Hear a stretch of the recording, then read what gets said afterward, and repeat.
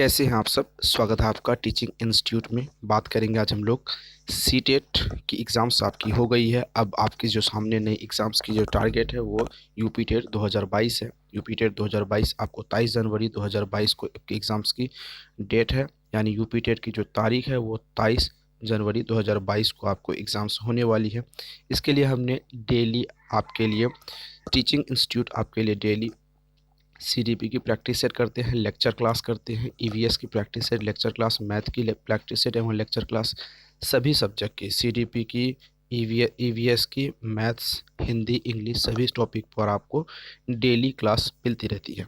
तो आज हम सीडीपी की most important previous year question यहाँ पर कर रहे हैं। जो जितने भी प्रीवियस ईयर के क्वेश्चनों में से आए हुए क्वेश्चन हैं उन क्वेश्चनों को यहाँ पर हम डिटेल में डिस्कस करेंगे, ताकि ऐसे ही एग्ज़ाम्स के ऐसे ही क्वेश्चन आने वाले आपके 23 जनवरी को जो एग्ज़ाम्स हो उनमें भी आपको ऐसे ही क्वेश्चन पूछे जाएंगे। तो ये क्वेश्चन सीडीपी के हैं। मोस्ट इम्पोर्टेंट 30 क्वेश्चन को यहाँ पर हम कवर करेंगे, जिसमें से मिनिमम 25 को यहाँ पर आपको कवर करने हैं। अभी भी आपके पास अच्छा समय है। आप कम टाइम में तैयारी करना चाहते हैं तो आपको नोट्स ले लेनी चाहिए। आपको नोट्स लेने के लिए मैं नंबर बता दूँ, 7634993536 नंबर पर आप व्हाट्सअप करके कंप्लीट नोट्स ले सकते हैं, या फिर एग्ज़ाम्स के रिगार्डिंग, काउंसलिंग के रिगार्डिंग, नई अपडेट के रिगार्डिंग कोई भी आप जानकारी भी यहाँ पर ले सकते हैं, कोई भी क्वेरीज भी कर सकते हैं ओनली व्हाट्सएप के ज़रिए। तो चलिए आज का हम पहला क्वेश्चन देखते हैं। द कंडीशन ऑफ लर्निंग पुस्तक के लेखक कौन है? बी.एफ. Skinner, R.M. गेने, I.V. पाउलोव, E.L. थॉर्नडाइक। या यहाँ पर आपको बताने हैं the condition of learning. Option number आपके सामने है, राइट आंसर आपको बताने हैं।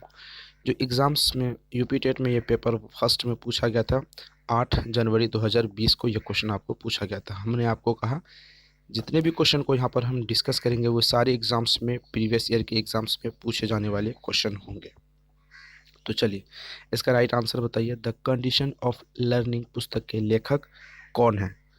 तो इसका right answer option number B हो जाएगा। B option number B answer हो जाएगा। R.M. गेने। R.M. गेने ने द कंडीशन ऑफ लर्निंग पुस्तक को लिखा था। अगर हम बात करें तो कब लिखा था? 1970 को ये बुक इन्होंने लिखा था। इन्होंने वर्णन किया था, इन्होंने अपने पुस्तक में 8 प्रकार की अधिगम परिस्थितियों के बारे में किया था। कितने प्रकार के? 8 प्रकार के, याद रखेंगे, 8 प्रकार के अधिगम के बारे में इन्होंने डिस्कस किया था। याद रखेंगे। अगर आपसे सवाल पूछा जाए कि डॉक्टर गेने, R.M. गेने ने द कंडीशन ऑफ लर्निंग में कितने प्रकार के अधिगम के बारे में पूछा गया, तो यहाँ पर 8 प्रकार के हो जाएंगे। याद रखेंगे, यहाँ पर लर्निंग की बात की गई है, ठीक है, लर्निंग की बात की गई है। यहाँ पर लर्निंग की बात की गई है। लर्निंग का मतलब होता है सीखना। क्या होती है? सीखना होती है। सीखना हम किसे कहते हैं? अधिगम को कहते हैं। याद रखेंगे, किसको कहते हैं? अधिगम को हम यहाँ पर कहते हैं। चलिए आगे क्वेश्चन की तरफ हम लोग बढ़ते हैं। क्वेश्चन नंबर दूसरा देखेंगे। किशोर अवस्था बड़े संघर्ष, तनाव, हमला व विरोध की अवस्था है। यह कथन किसका है? स्टैनले हॉल, सिम्पसन और क्रो को, जरशील्ड को। ये भी क्वेश्चन आपको 2020 में पूछा गया था। तो यहाँ पर अगर हम बात करें कि इनमें से, इस टाइप में से कौन कौन क्वेश्चन आपके बनेंगे, क्वेश्चन की अगर हम बात करें, संघर्ष, तनाव, हमला का जो काल है, ये सवाल क्वेश्चन आपसे पूछा जाएगा। संघर्ष, तनाव, हमला, ये क्वेश्चन आपके जो पूछे जाते हैं एग्जाम्स में, ये कौन से अवस्था की है? तो आपका राइट आंसर हो जाएगा यहाँ पर किशोर अवस्था। संघर्ष, तनाव, हमला का जो वर्ष है वो जो अवस्था है वो कौन सी अवस्था है? किशोर अवस्था हो जाएगी। ये सवाल आपसे पूछा जाएगा। फिर सवाल आपसे पूछा जाएगा किशोर अवस्था का जो किशोर अवस्था में क्या क्या आपको दिखा जा सकता है? संघर्ष की अवस्था दिखा जा सकता है, तनाव दिखा जा सकता है, हमलावर अवस्था दिखा जा सकता है, विरोध की अवस्था देखी जा सकती है। किशोर अवस्था की ये परिस्थितियाँ आपको दिखेंगी। दोनों टाइप से क्वेश्चन आपको पूछा जा सकता है। तो यहाँ पर आपसे सवाल पूछा गया है कि किशोर अवस्था में संघर्ष, तनाव, हमला और विरोध की अवस्था किसने कहा था? इसका राइट आंसर क्या हो जाएगा? तो इन्होंने, स्टैनले हॉल ने इसकी इस धारणा को व्याख्या किया था। ठीक है, किसने किया था? स्टैनले हॉल ने। इसका जो इन्होंने एक बुक लिखी थी, यह बुक के बारे में हमने आपको लेक्चर क्लास में पढ़ाया था, और नोट्स में भी हमने आपको नोट्स में भी बुक के बारे में डिस्कस किया हुआ है। तो आप कमेंट सेक्शन में बताएंगे कि नोट्स के बारे में लेक्चर क्लास जो जिन्होंने देखे होंगे तो स्टैनले हॉल ने कौन से बुक को लिखा था।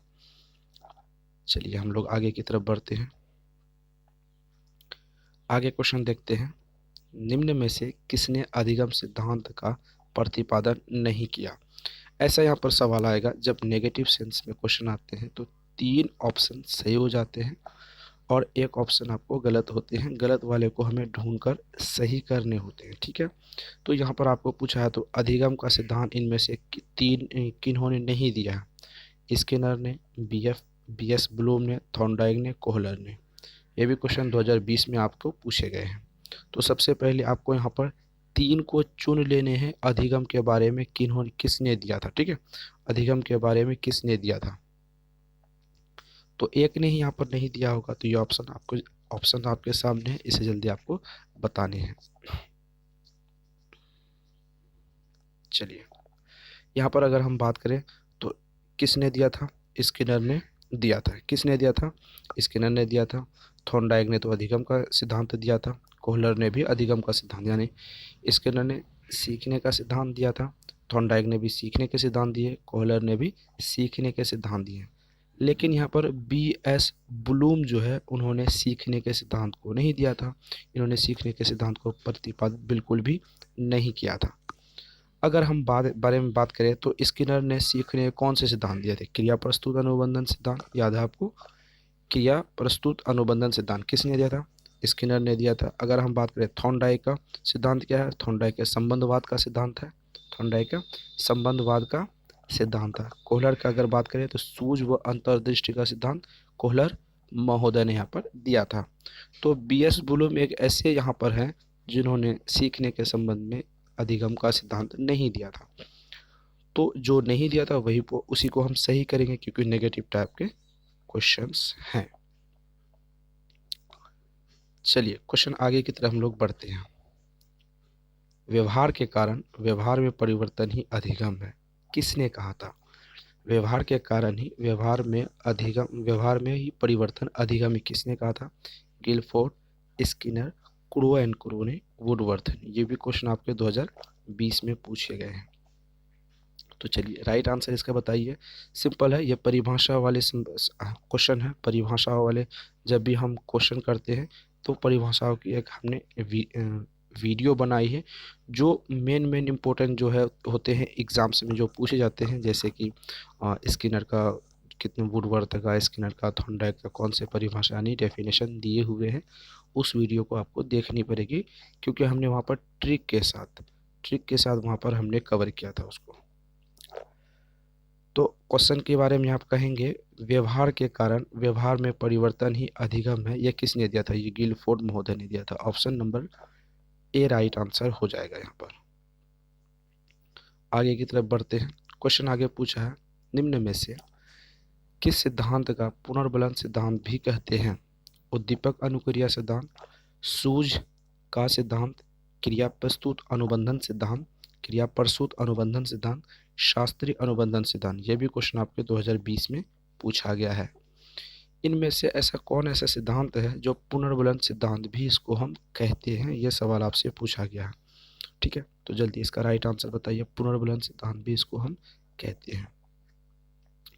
यहाँ पर आप देख रहे होंगे क्रिया प्रस्तुत अनुबंधन कौन है, option number B. Lecture class में हमने कराया था। लेक्चर क्लास हम जब कर रहे थे तो यहाँ पर डिस्कस किया हुआ था कि क्रिया प्रस्तुत अनुबंधन सिद्धांत पुनर्बलन भी कहते हैं इसको, पुनर्बलन का एक रूप भी है। यहाँ पर क्रिया प्रस्तुत अनुबंधन सिद्धांत जो है वो पुनर्बलन के आधार पर ही डिपेंडेंट है, ठीक है। Option number C right answer. चलिए आगे क्वेश्चन की तरफ हम लोग बढ़ते हैं।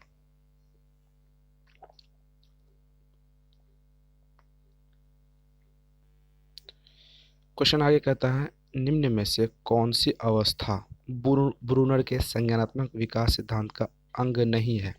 ऐसा कौन सा स्थान है जो ब्रूनर के बारे में यहाँ पर नहीं है, किसके बारे में नहीं है, ब्रूनर के बारे में नहीं है, सिद्धांत नहीं है। तो जब भी आपने लेक्चर क्लास में ब्रूनर का संज्ञानात्मक सिद्धांत पढ़ा होगा तो ये अवस्था वहाँ पे इनमें से नहीं दी हुई होगी। तो चलिए, प्रतिबिंबात्मक अवस्था, संज्ञानात्मक अवस्था, क्रियात्मक अवस्था, अंत प्रज्ञ अवस्था, यह भी क्वेश्चन आपको 2020 में पूछा गया था। तो यहाँ पर आपको एक ऐसे हैं जो ब्रूनर का सिद्धांत नहीं है, आपको यहाँ पर बताने हैं। चलिए, राइट आंसर बताइए क्या हो जाएगा।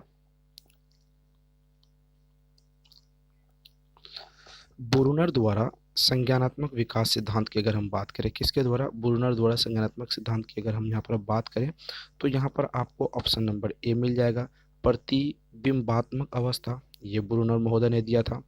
उसके बाद संकेतनात्मक अवस्था, यह भी ब्रूनर महोदय ने दिया था। क्रियात्मक अवस्था, ये भी ब्रूनर महोदय ने दिया था। लेकिन अंतःप्रज्ञ अवस्था ये ब्रूनर महोदय ने नहीं दिया था।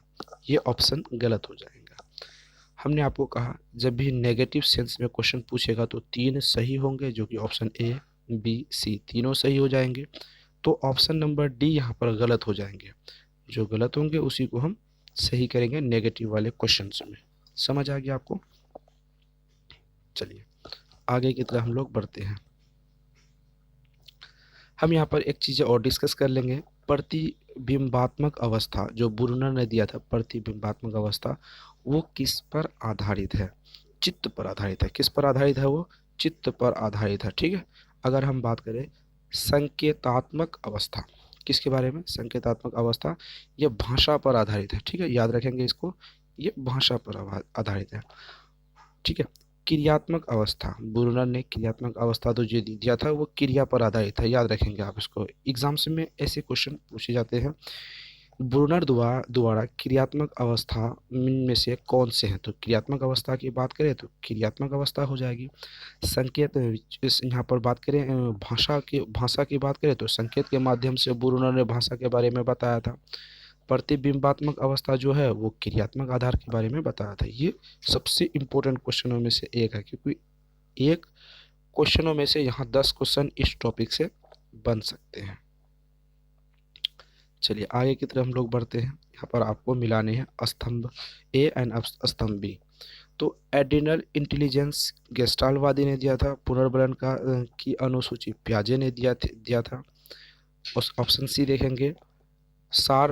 सारगर्भिता का नियम किसने दिया था, थॉर्नडाइक ने दिया था। अनुकूलन स्किनर ने दी थी। ये 2020 में ये भी क्वेश्चन आपसे पूछा गया था। तो चलिए इसका राइट आंसर बताइए कि किसने क्या दिया था। अगर हम यहाँ पर बात करें तो एनिमल इंटेलिजेंसी किसने दिया था, एनिमल इंटेलिजेंसी ने थॉर्नडाइक महोदय ने दिया था। ऑप्शन नंबर यहाँ पर क्या हो जाएगा, एनिमल इंटेलिजेंसी के बारे में अगर हम बात करें तो थॉर्नडाइक महोदय ने दिया था। याद है थॉर्नडाइक महोदय ने किस पर परीक्षण किया था सीखने के संबंध में, थॉर्नडाइक महोदय ने दिया था। पुनर्बलन की अनुसूची, पुनर्बलन की अगर हम यहाँ पर अनुसूची की बात करें तो स्किनर महोदय ने दिया था। यहाँ पर देख लेंगे एनिमल इंटेलिजेंसी थॉर्नडाइक ने दिया था। यहाँ पर बात करेंगे पुनर्बलन अनुसूची, वो स्किनर महोदय ने दिया था। अगर हम बात करें सारभगिता का नियम किसने दिया था, वो गेस्टाल्टवादी ने दिया था। उसके बाद अनुकूलन का सिद्धांत प्याजे महोदय ने दिया था। याद रखेंगे, ऐसे इसको सही कर लेंगे। आगे की तरफ बढ़ते हैं। विकास कभी न समाप्त होने वाली प्रक्रिया है, मतलब वो कंटिन्यूस चलती रहती है। जब इंसान माँ के कोख में पलने लगता है तो यानी उसके जो वहाँ माँ के कोख में उसकी जो शारीरिक वृद्धि होने लगती है, तो वहाँ से शुरू होकर, सॉरी यहाँ विकास की बात कर रही है, यहाँ पर एक चीज़ मिसिंग है। विकास मतलब होता है डेवलपमेंट। ठीक है, डेवलपमेंट की बात हो रही है यहाँ पर। विकास, शारीरिक वृद्धि की बात यहाँ पर बिल्कुल भी नहीं है। जन्म से लेकर, विकास कहाँ से शुरू होती है, जन्म से लेकर मृत्यु तक होती है।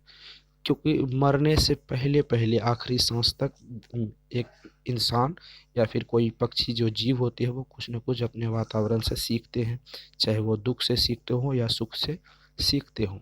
जब एक इंसान माँ की कोख से पैदा लेता है इस दुनिया में, यानी जन्म से लेके, यहाँ पर कब से लेके, जन्म से लेके मृत्यु तक वो कुछ ना कुछ सीखते रहता है। ठीक है, मृत्यु तक वो कुछ ना कुछ सीखते रहता है। तो यहाँ पर सवाल आ गया, विकास कभी ना समाप्त होने वाली प्रक्रिया है, मतलब वो इंसान के जन्म से कभी नहीं समाप्त होती है। अगर हम वृद्धि की यहाँ पर बात करें तो वृद्धि क्या होती है? वृद्धि वृद्धि जिसको हम मेज़र कर सकते हैं, ठीक है, मेज़र कर सकते हैं यानी इसको हम माप सकते हैं। वृद्धि एक ऐसी चीज़ें हैं जिसको हम माप सकते हैं। वो एक निश्चित अवस्था में जाके रुक जाती है। मान लीजिए एक कोई किसी चीज़ का एक पेड़ है, वो 10 साल हो या 20 साल हो या 50 साल हो, जिसकी भी जितनी भी उनकी आयु होती है, वो एक हाइट में जाके, ठीक है, हाइट यानी एक ऊंचाई पर जाके वो रुक जाती है, वहाँ से उसकी वृद्धि नहीं होती है। उसी तरीके से एक मनुष्य जाति जो होती है वो एक समय में जाके रुक जाती है, यानी 16 वर्ष की अवस्था के बाद हड्डियों का बढ़ना जो बंद हो जाती है, वहाँ तक जाके रुक जाती है। मान लीजिए 16 नहीं, कोई व्यक्ति जाके 20 वर्ष में जाके रुक जाती है। यानी अगर किसी सामान्यतः 5 फीट 10 इंच का व्यक्ति होता है पूरी दुनिया में, हमारे भारत में, लेकिन कोई व्यक्ति जाके 8 फुट तक हो सकते हैं, 10 फुट तक हो सकते हैं, 12 फुट तक हो सकते हैं, कोई व्यक्ति 25 फुट का नहीं हो सकता। इस हिसाब से कह सकते हैं कि वृद्धि एक अवस्था में जाके रुक जाती है, ठीक है। लेकिन विकास की यहाँ पर बात हो रही है, विकास कभी नहीं रुकती है, वो पूरी ज़िंदगी व्यक्ति के मरते दम तक वो चलती रहती है, ठीक है। तो यहाँ पर सवाल पूछा है, कभी न समाप्त होने वाली प्रक्रिया कथन विकास के सिद्धांत से संबंधित है। एकीकरण का सिद्धांत, अंत संबंध सिद्धांत, निरंतरता का सिद्धांत, अंतःक्रिया का सिद्धांत। 2020 में क्वेश्चन पूछा गया था। हम यहाँ पर बात करें कि विकास, ठीक है, विकास कभी नहीं, ठीक है, क्या बात करें, कभी नहीं समाप्त होती है। जो कभी नहीं समाप्त होती वो तो निरंतर चलती रहती है।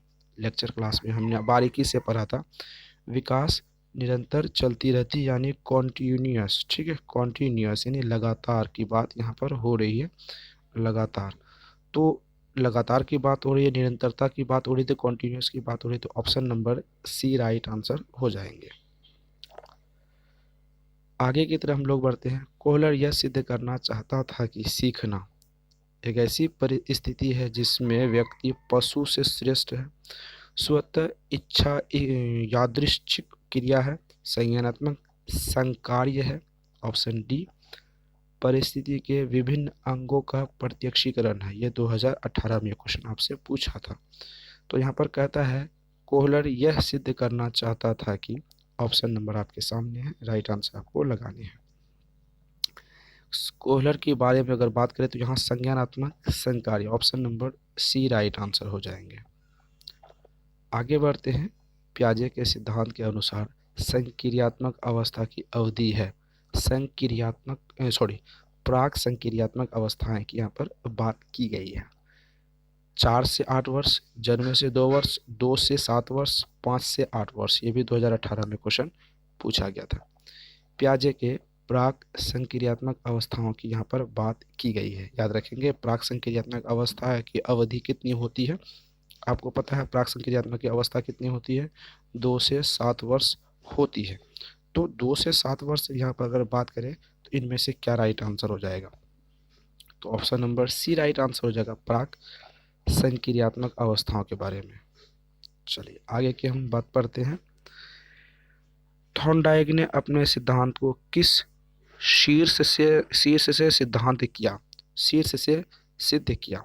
संज्ञानात्मक अधिगम से, अधिगम के प्रयास व भूल से, सांकेतिक अधिगम से, स्थान अधिगम से। ये भी 2018 में क्वेश्चन पूछा गया था। कब? 18 नवंबर 2018 को ये क्वेश्चन पूछा गया था।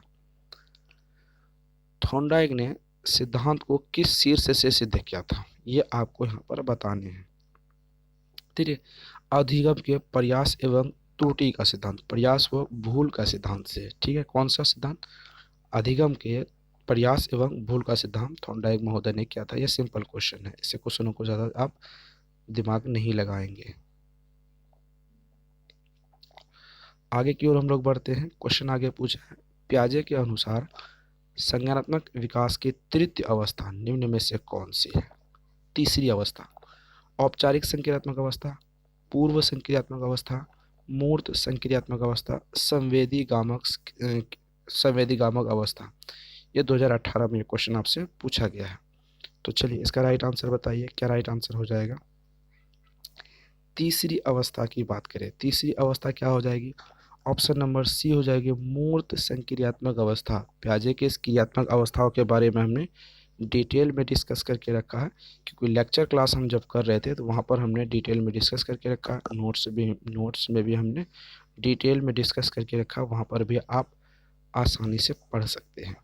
मूर्त संक्रियात्मक अवस्था, इसकी अगर हम उम्र की आयु की बात करें कब से कब तक, तो 7 वर्ष से 11 वर्ष तक इसकी होती है। चलिए आगे की तरफ हम लोग बढ़ते हैं। सीखने के वक्र अभ्यास द्वारा सीखने की मात्रा, गति, प्रगति की सीमा को ग्राफ पर प्रदर्शित करती है, किसने कहा था? स्किनर ने, रॉस ने, एबिंगहास ने, इनमें से कोई नहीं। यह भी क्वेश्चन 18 नवंबर 2018 को पूछा गया था। तो चलिए इसका राइट आंसर बताएंगे। इसका राइट आंसर क्या हो जाने हैं? तो यहाँ पर इसका राइट आंसर क्या हो जाएगा? जिसका यहाँ पर विकल्प जो था वो गेट्स ने दिया था। ऑप्शन नंबर देखेंगे यहाँ पर गेट्स है नहीं।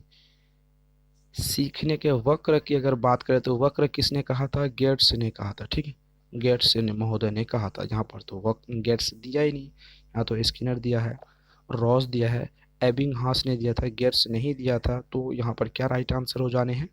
Option number D right answer हो जाएंगे, इनमें से कोई नहीं।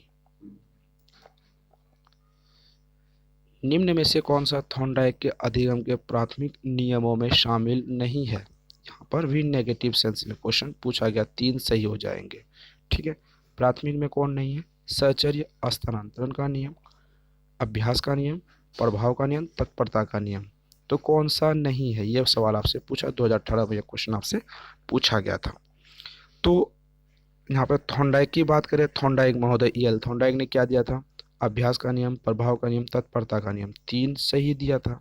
सहचर्य, हस्तांतरण का नियम नहीं दिया था। जो नहीं दिया था वही सही हो जाएंगे, क्योंकि नेगेटिव सेंस में क्वेश्चन पूछा गया है। आगे की ओर बढ़ते हैं। अनुकूलित अनुक्रिया सिद्धांत किसके द्वारा अनुकूलित पर बल देता है? तर्क पर, व्यवहार पर, चिंतन पर, अभिप्रेरणा पर।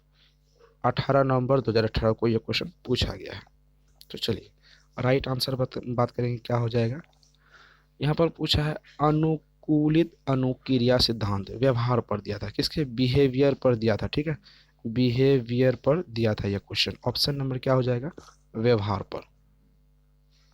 चलिए आगे की ओर हम लोग बढ़ते हैं। आगे क्या राइट आगे क्वेश्चन देखेंगे। क्वेश्चन यहाँ पर कहता है आगे, क्रिया प्रस्तुत अनुबंधन का दूसरा नाम है समीपस्थ अनुबंधन, नैमित्तिक अनुबंधन, प्राचीर अनुबंधन, चिन्हित अनुबंधन।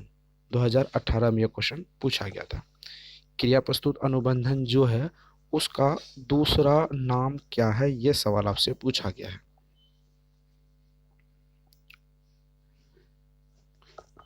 चलिए राइट आंसर बताइए, क्या राइट आंसर हो जाएगा? नैतिक अनुबंधन। ठीक है, नैमित्तिक अनुबंधन। क्रिया प्रस्तुत अनुबंधन का दूसरा नाम क्या दिया गया है? नैमित्तिक अनुबंधन। Option number B right answer हो जाएंगे। निम्न में से कौन सा अधिगम की विशेषता नहीं, यानी नेगेटिव सेंस में यहाँ पे क्वेश्चन पूछा गया, यहाँ पर 3 सही हो जाने हैं और 1 गलत होंगे, तो हमें गलत वाले ढूंढ के सही कर लेना है। तो यहाँ पर पूछा गया अधिगम का अवलोकन प्रत्यक्ष रूप से किया जा सकता है। अधिगम का व्यवहार में अपेक्षाकृत अस्थायी परिवर्तन होता है। अगर अधिगम, ऑप्शन नंबर सी देखेंगे, अधिगम प्राणी की अभिवृद्धि है। अधिगम एक लक्षणमुखी प्रक्रिया है। 2018 में यह भी क्वेश्चन पूछा है। तो सिंपल क्वेश्चन है। क्वेश्चन आपको टफ लगता है दिखने में, पर क्वेश्चन बहुत सिंपल है। यहाँ पर नहीं के बारे में बात करते हैं तो 3 सही होंगे, सही वाले को ढूंढ लेते हैं। अधिगम व्यवहार में अपेक्षाकृत अस्थायी परिवर्तन होते हैं। हमने ये क्वेश्चन को पढ़ा है, क्योंकि अधिगम आपके व्यवहार में अस्थायी परिवर्तन है। सीखना आपके व्यवहार का एक अस्थायी परिवर्तन है। मान लीजिए आपने पहले जब सबसे फर्स्ट टाइम कलम को पकड़ा था, तो वहाँ पर आपने कलम को अच्छी तरीके से चलाना नहीं सीखा था। आप अभ्यास के दौरान लगातार आप प्रैक्टिस करते गए और आपको कलम के आपके हाथ में अच्छी पकड़ हो गई और आपकी राइटिंग अच्छी हो गई। तो इस हिसाब से आपकी जो राइटिंग अच्छी हो गई तो वो आपके अस्थायी हो जाएंगे, वो व्यवहार क्या हो जाएंगे? अस्थायी हो जाएंगे। पुरानी अधिगम प्राणी में अभिवृद्धि है। हाँ, ऑप्शन नंबर सी ये भी सही है। अगर हम बात करें डी की अधिगम लक्षणमुखी प्रक्रिया, हाँ अधिगम क्या है, एक लक्ष्य की प्रक्रिया है। ऑप्शन क्या राइट आंसर हो जाएंगे, बी सी एंड डी। तो ये नहीं होगा, ऑप्शन ए नहीं होगा, जो नहीं होगा उसे हम सही कर लेंगे। आगे की तरफ बढ़ते हैं। सीखने में प्रयास व भूल सिद्धांत का प्रतिपादन किसने किया था? प्रयास व भूल का सिद्धांत कोहलर, पावलोव, थॉर्नडाइक, गेस्टाल्ट। 2017 में यह क्वेश्चन पूछा गया था। सिंपल क्वेश्चन कभी कभी आपसे पूछे जाते हैं। सीखने में प्रयास व भूल का सिद्धांत थॉर्नडाइक महोदय ने किया था। Option number C is the right answer. चलिए आगे की तरफ बात करते हैं। सीखना वह अवधि है जब सीखने की प्रक्रिया को कोई उन्नति नहीं होती कहलाती है। सीखने का वक्र, सीखने का पठार, स्मृति, अवधान। 2017 में क्वेश्चन पूछा था। कंफ्यूज करने वाली क्वेश्चन है, ऐसे क्वेश्चनों को आप कहीं ना कहीं कंफ्यूज हो जाएंगे। तो चलिए, सीखने की वह अवधि जब बच्चे की प्रक्रिया में कोई उन्नति नहीं होती वह कहलाती है, क्या कहलाती है? पठार। ठीक है, पठार का मतलब होता है रुकावट। यहाँ पर आप देख सकते हैं कोई उन्नति का नहीं होना, वो भी एक रुकावट है।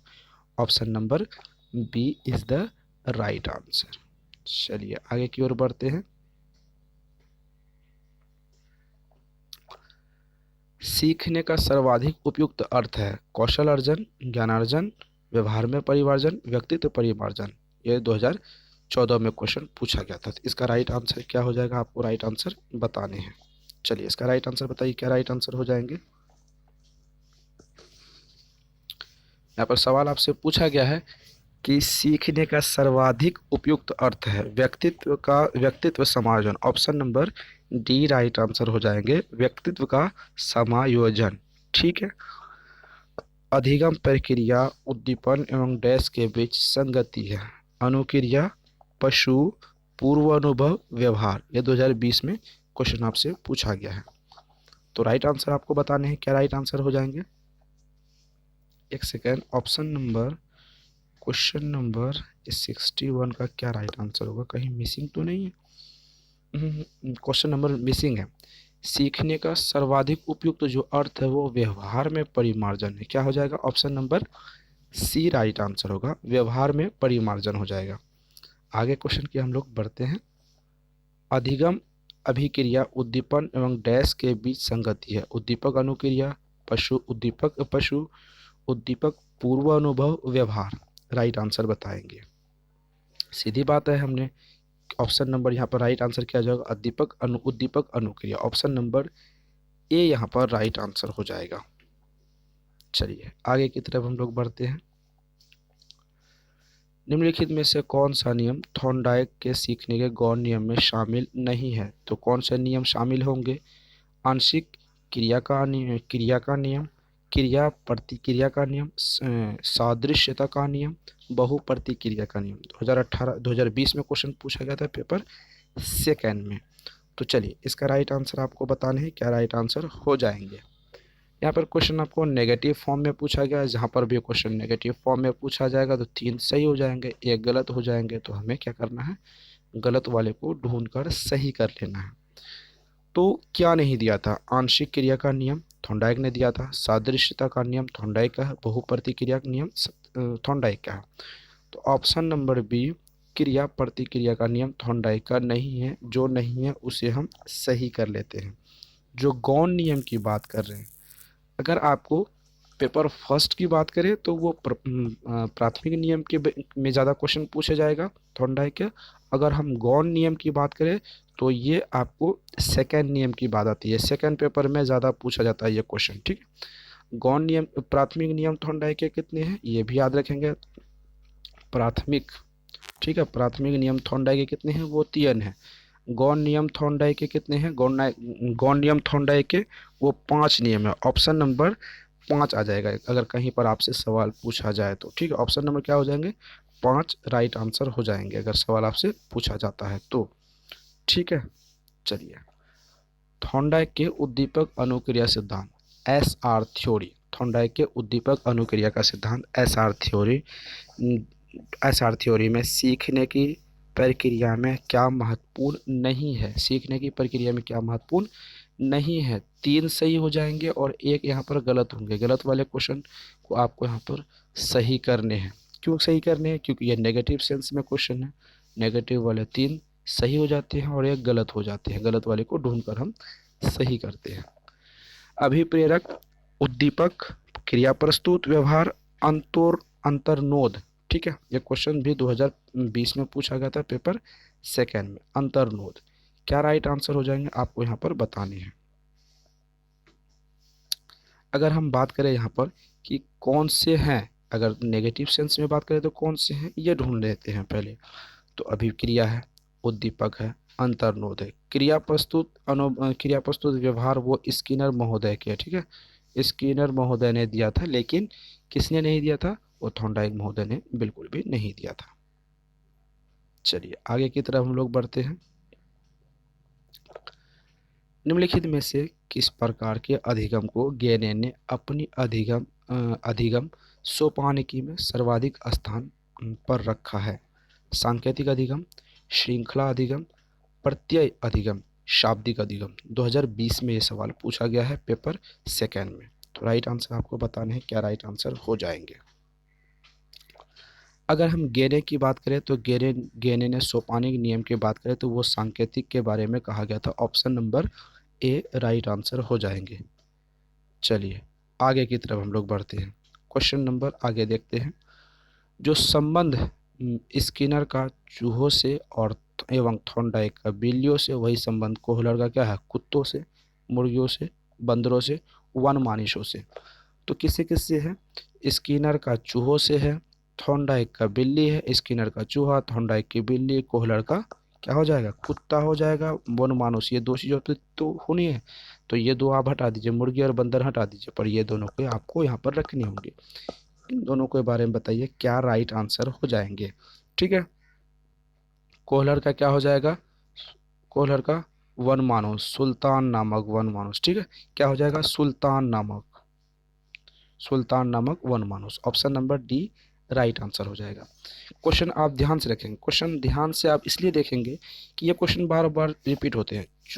स्किनर का चूहा, थॉर्नडाइक की बिल्ली, कोहलर का वन मानुष। यानी वन मानुष एक बंदर जैसा था, लेकिन यहाँ पर वन मानुष सुल्तान नामक वन मानुष की यहाँ पर बात की गई है।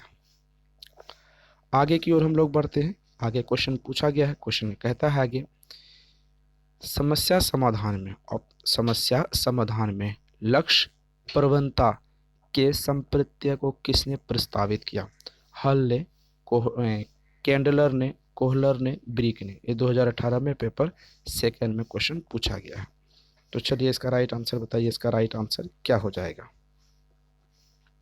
चलिए इसका राइट आंसर बताइए। ऑप्शन नंबर यहाँ पर ए राइट आंसर हो जाएगा। हल ने किया था।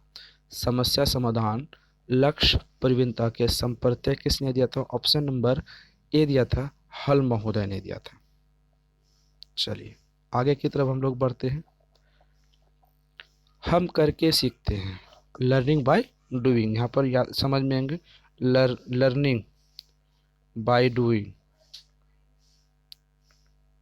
लर्निंग बाय डूइंग, हम करके सीखते हैं। किसने कहा था?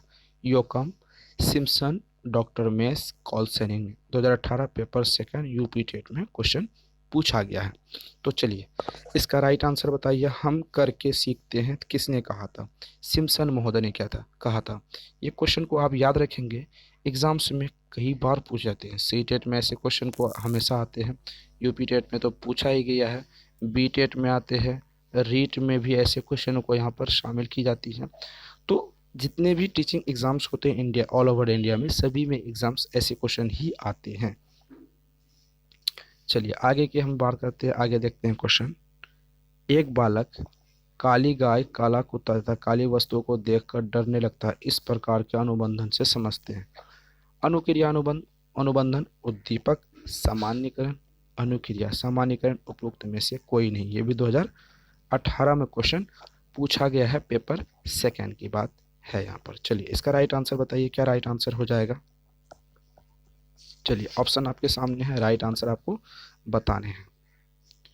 यहाँ पर राइट आंसर हो जाएगा ऑप्शन नंबर बी, उद्दीपक सामान्यीकरण, क्योंकि यहाँ पर काला गाय काला काला के बारे में बात हो रही है। एक नियम को फॉलो करे, सामान्यीकरण दे रही है उद्दीपक, क्योंकि उनसे जो एक्टिविटीज़ हो रही है उनसे उद्दीपक के रूप में हो रही है।